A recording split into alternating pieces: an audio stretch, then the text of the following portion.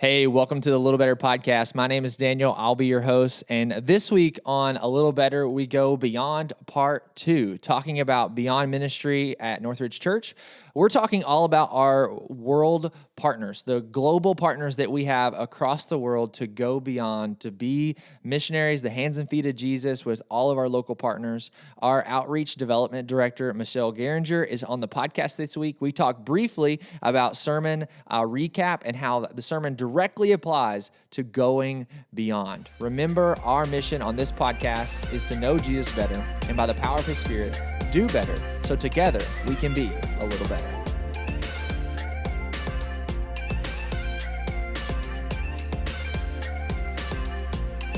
Hey, welcome to the Little Better Podcast. We're super excited to be jumping into week 2 of Go Beyond, and we have Michelle with us today. Michelle, how are you doing? Doing great. Yeah. Happy Drew? to be here. Always good. Yeah. All right. We good. always start off with a 1-minute sermon recap. So can you give us a 1 minute about this past Sunday?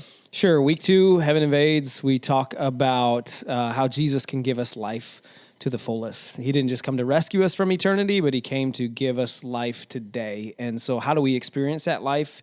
It sounds cliche and it sounds churchy, but it's as simple as this. Know the shepherd and do what the shepherd says. And so if you really want to experience life to the fullest, if you follow that recipe, you will. Yeah, absolutely. And I love like us doing this on the podcast this month of December because we're talking about heaven invading, but that heaven invade, you gave us a thesis last week of Christmas as the beginning of God's rescue mission for us, but then we're past the mantle to us of like continue this mission and beyond just ties right in.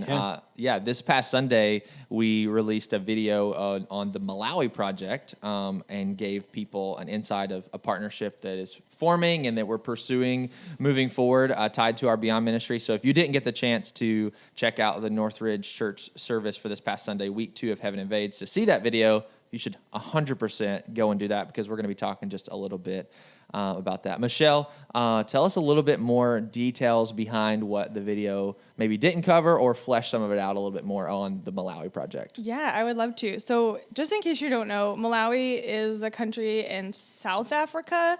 My roommate was telling me I should definitely say that on the podcast because people might not know even where it is. I was like, okay, I will definitely mention that. I had to Google it. I'm just being honest. Yeah. Guilty. And had to spell check it too. So Malawi is in Southern Africa. They do have a history of exposure to HIV/AIDS, and it's mostly an agricultural area. So there's a lot of just a lot of farmers and people that are living off the land. So when something happens in Malawi, like a famine or a drought or a weather circumstance, it really affects people. And so the Malawi project is really a project that's working with 3 organizations, and they are working through the local church. And that's what we're really, really excited about, is that it's the local church that's addressing needs in their community, just like we do. We have different partners in Rochester, and we try to address real needs here, and that's exactly what we're doing in Malawi. So the needs look a little bit different in Malawi than they do in Rochester, but it's the same thing. It's the local church going after people just like God pursues us. And so in Malawi, there's 3 organizations, and what we love is that these 3 organizations are actually going to be working together. And so this is not a common thing. So when I know, Drew, you've gone to Chad before, and maybe there's somebody that's listening that's been to both Chad and Malawi. I haven't. I've been to Chad. I ain't never been to Malawi. If you've been to both, just email us at podcast@northridge.com. Please email us. We I'd won't love to talk believe to you. you. But when we went to Chad, we saw so many different organizations that were all working alone. Yeah, independently, yeah. And we would love to see organizations learning from each other and pooling their resources together. And that's what's happening in Malawi. Yeah. And so about 2 years ago, we started hearing about this project, and it was birthed out of Life Church. And so Have you, what church? Have you ever heard of them? They're the largest church in the world. Right? They're small. So during the pandemic, I had some time and I was working from home, and I just started cold calling Life Church, and I managed to get somebody to answer the phone and got a Zoom interview with Jeff Galley, and he leads all of their, their Life Church missions and their local ministries, all of their enormous budget. And so I was able to talk with him some about what they do, and I learned about this project. And so we Northridge Church and Life Church are currently the only two partners of this project. So it's kind of exciting to be on the ground floor with it. Right? Yeah. Yeah, we're just me and Jeff Galley, you know. Do you ever wonder On that what they call you in Life Church? This lady who won't stop calling. Oh yeah. So in the Malawi project, we are seeing organizations learning from one another, and that wasn't really clear in the video. We didn't really have time to go into that. What you got to see in the video was that there's some really real needs, and that they're being addressed through the local church. Needs like need for schooling for kids, need for agricultural growth, and really addressing. Sometimes there's cultural things that can affect the way that we see people. And so in the video, we got to hear the story of Nolia, who's just a young woman who has Down syndrome, and she was unfortunately hidden away from her whole community because in Malawi, there's this belief that if you have a disability, it's because your parents are cursed. And because of this belief, her parents thought the best thing for her and for their family would be to keep her inside the house. And so she wasn't able to go out, wasn't able to play with friends, wasn't able to be a part of their life and their community, and not able to go to school. So it really affected every single facet of her life. Yeah. And we believe that Jesus affects every facet of our life. And Yeah. so when World Relief was able to do some disability inclusion training with pastors in Malawi, they came to see that Jesus loves people with disabilities and he gives them talents that can be used. And so we just got to watch in that video the story of Nolia's life being utterly changed in every aspect. That's cool. Yeah. And you mentioned World Relief, and you mentioned organizations partnering together. So can you tell us a little bit, like, what are each one of those organizations and how are they partnering together and working through the local church? Just a little bit? Yeah, absolutely. So there's three organizations: World Relief, and Tear Fund, and Hope International. World Relief and Tear Fund both do international development. So Tear Fund takes a look at a community, and they do what we call asset-based international development. So they'll say, okay, not what are the needs, but what are the resources? What do we have here that's really great, and how can we build on the resources of a community and help them to continue to grow? And so they've been doing that in Malawi for years. Yeah. World Relief has what they call church empowerment zones, and they do very similar programming, but they all have their strengths and weaknesses, right? Just like any other kind of business. And then Hope International does savings groups. So this is almost, if you imagine like a community group, this is essentially a community group where in Jason the middle... is amening right now. I can hear him. Podcast, he's just like, amen. In the middle of your community group, you would basically be having a section where you talk about your finances and you save together. And so savings groups, they work through what they call the 5 W's, which is, I always forget the fifth one, so I'm going to forget it today. It's worshiping together and welcoming each other. It's working through the word. So somebody comes and they do a Bible study together, and then they do what they call their work. And that's when they look at their savings, and together they start to pool their money and their savings for when emergencies happen, and to allow people to take loans to start small businesses. And we've seen this just absolutely, they call it microfinance. And this has absolutely exploded in areas all over the world like Malawi. And so they've been working in Malawi for years doing this.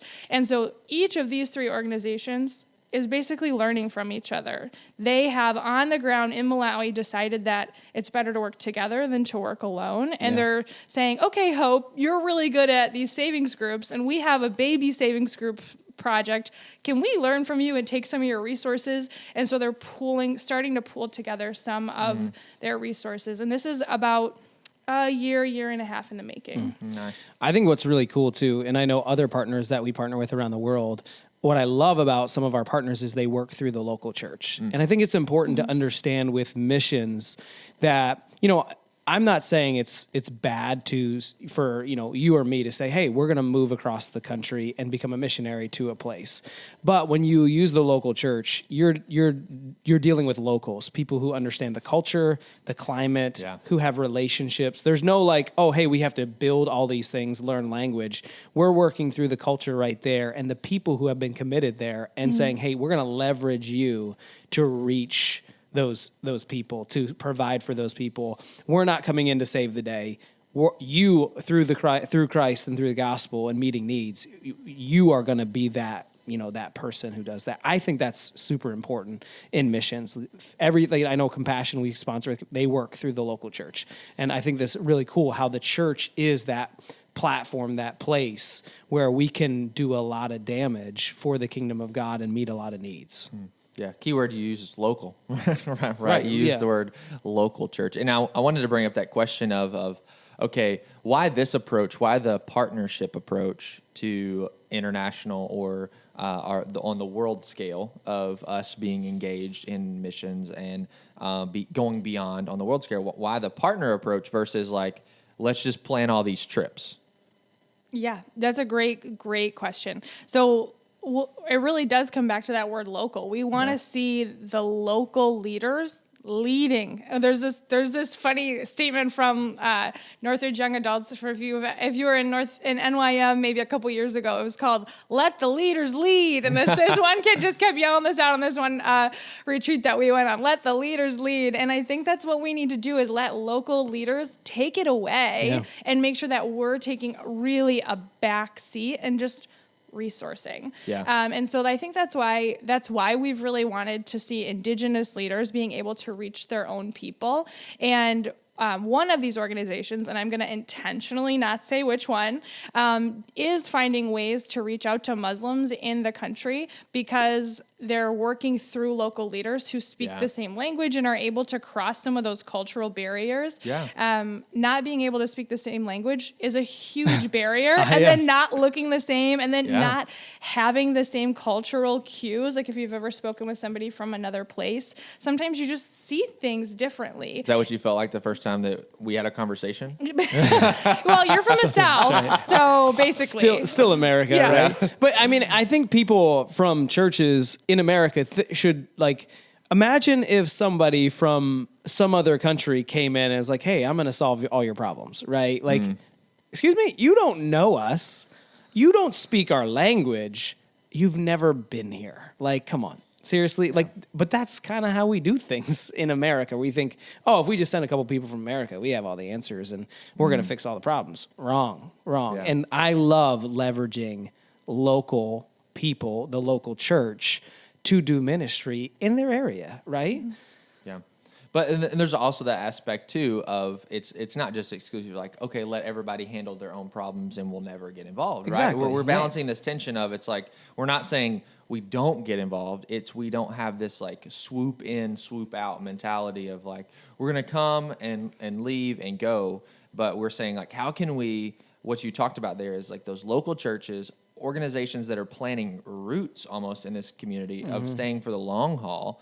And we're going to say, how can we over time have both gospel influence, community development, and them grow, and how Jesus can change not just their eternal destination, but their right now here on this earth. And that's a full picture of John 10:10 of life and life to the full. And then as that goes, those people there in Malawi and other countries, other cities across the world get a heart for other people need this too, and then they spread the kingdom of God. It's that Jesus uses that parable. It's like a little leaven, a little mustard seed, and it grows over time. It's not this like bomb, like and just start blowing up stuff, right. Which we've seen in the history of missions that go over really poorly in several countries of just, let me tell you about Jesus, and then I'm leaving in 10 days. Right. And so, yeah, for sure.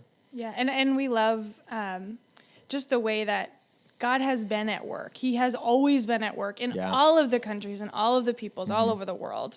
We're not the beginning of anything, and we're not going to be the end of anything. Yeah. God is doing the work, and we're able to, through this model, come alongside people and be a part of it, for a season, and then allow the local leadership to continue that onward after we're already gone. Because, we're here in the United States. So. Yeah, for sure. So here's a question. Let's say I'm just listening. I'm like, oh, that sounds awesome, right? Malawi, I know we sponsor kids through Compassion. We have other global partners.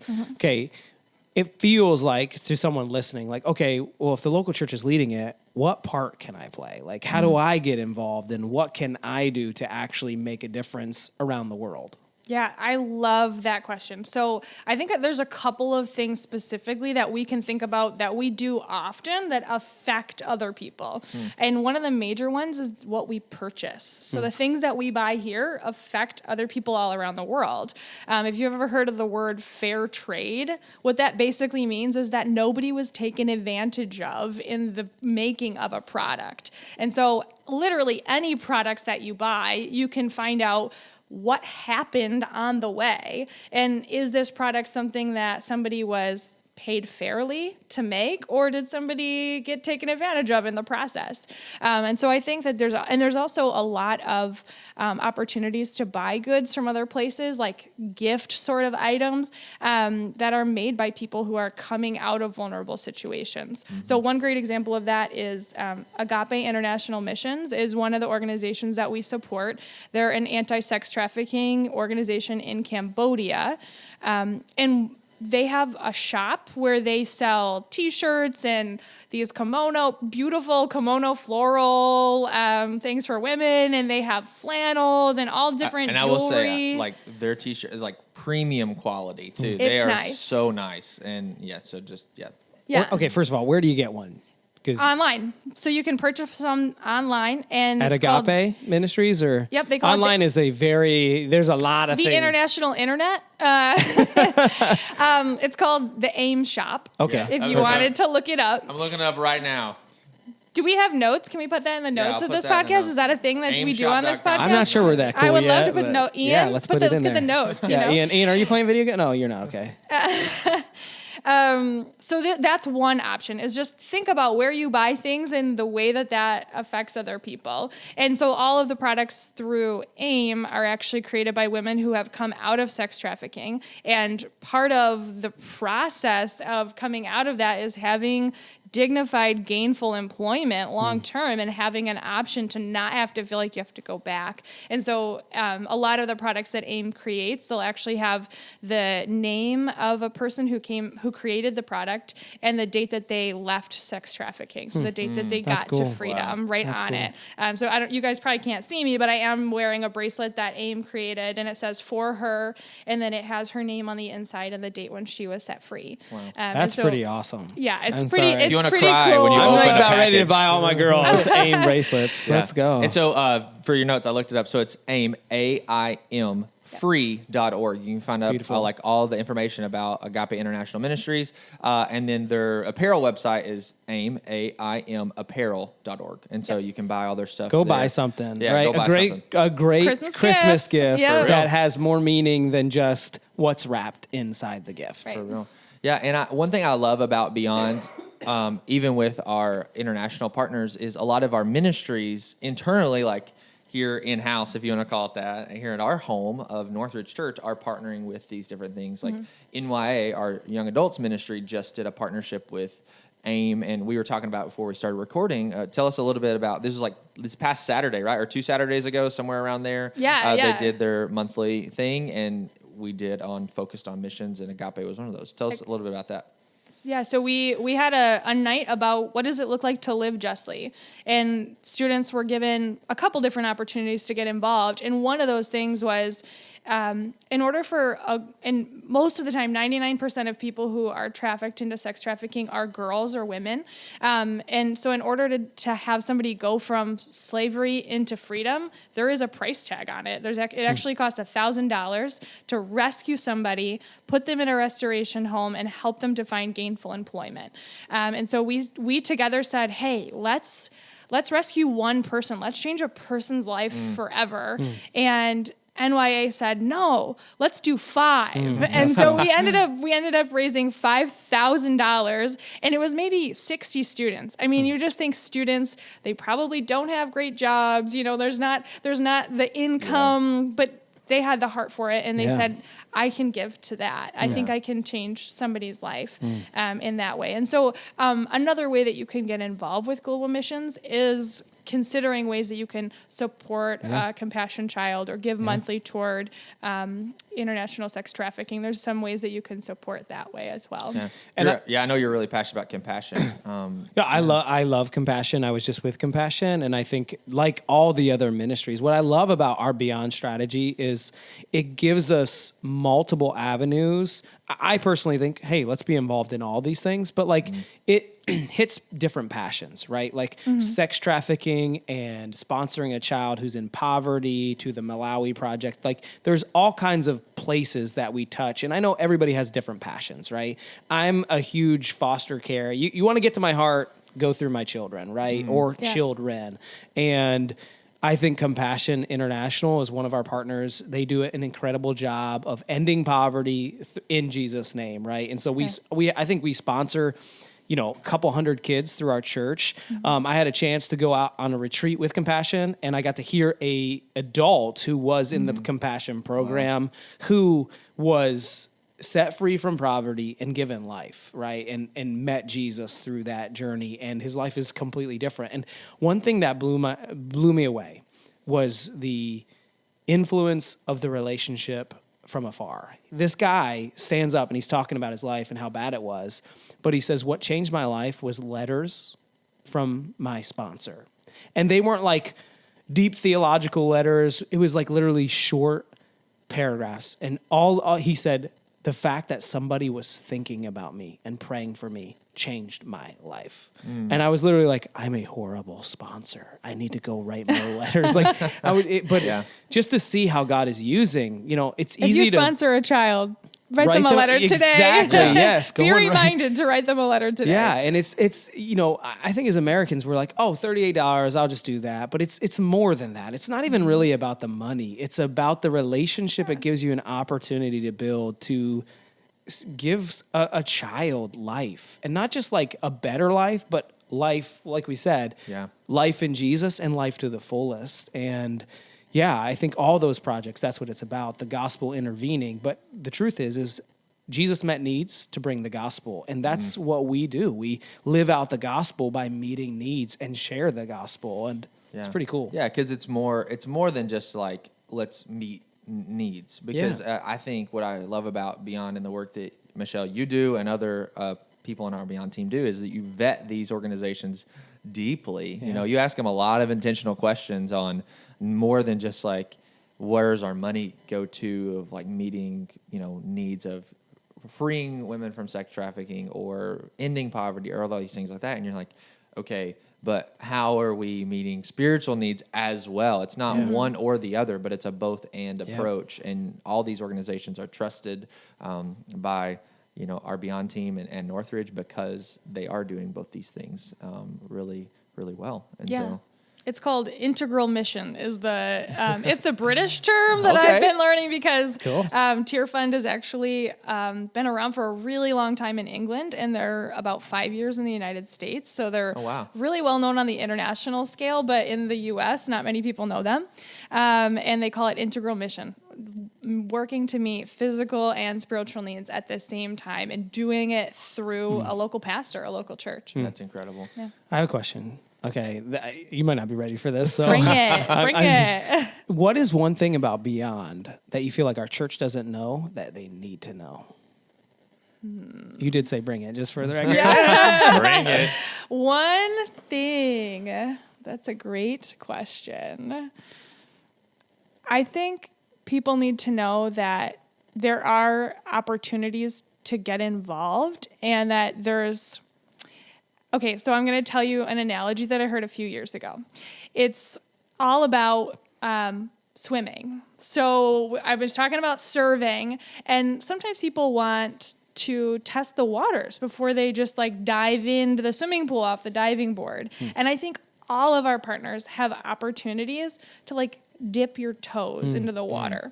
And I think sometimes serving and giving sounds so big and unapproachable and hard to figure out that we just don't do it. We get overwhelmed with life and get moving on. But there are opportunities to literally dip your toes into the water and just get started with following one of our partners on Instagram. Yeah, that's Instead of seeing all of your friends, every once in a while in your Instagram feed, you can see, the story of a life that's been changed. Or, AIM will post 3 girls have been saved from this brothel today. And it's like, wow, like That's awesome. that really changes my heart when I read that and I'm able to, see that God's at work and that things are happening and be reminded of it and think about it.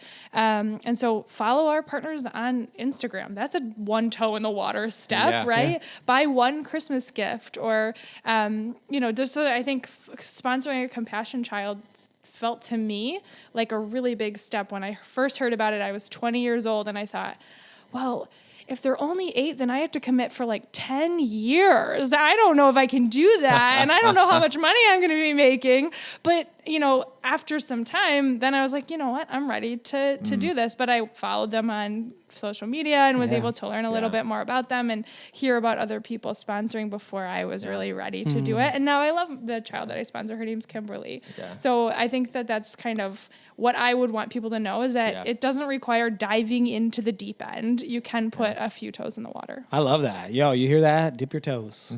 I mean, seriously, just dip your toes. And hey, if you, it's like swimming, right? If you've dipped your toes, it's time to maybe get in the water, right? So it's a lot more fun in the deep end.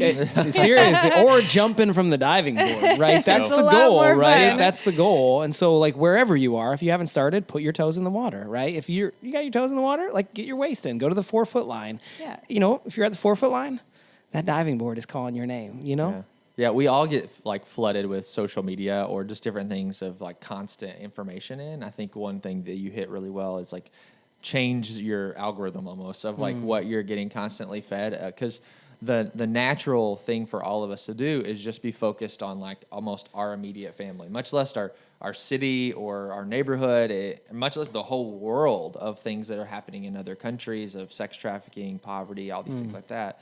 But if you do that, if then it changes your perspective like over time. Like for me, I'm not a huge social media guy, but I did the monthly newsletter for Agape and for Compassion, and just reading that once a month, it's a constant like reset of, it's a quick 2 paragraphs or something like that I can read when it drops into my email, and it shifts you. Okay, it's a constant, okay, what can I do? Or how can I get involved? Or, okay, then I need a new nice shirt. I need to buy it from Agape instead of like going and getting the $3 shirt. And you remember. Yeah. And I remember. It's a constant, it's just putting it in a way that it interrupts me in a good way, out of my normal rhythms that I have.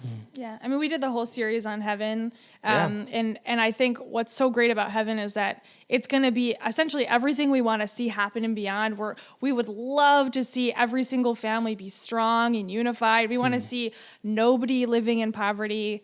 And we want to see an end to injustices around the world. All of that's going to be true in heaven. And it's not true now. But when I get my updates, it's like, okay, like there is a little heaven come down. There's a little heaven on earth. God is working and Jesus is here. And I want to be a part of it. And it just gets me excited to jump in and see what I can do. Last question, Michelle.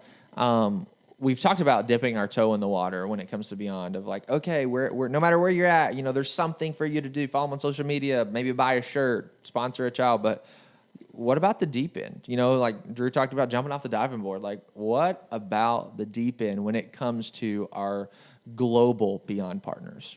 Yeah, I think the deep end looks like almost like what Drew said, where you're slowly getting further and further into the water.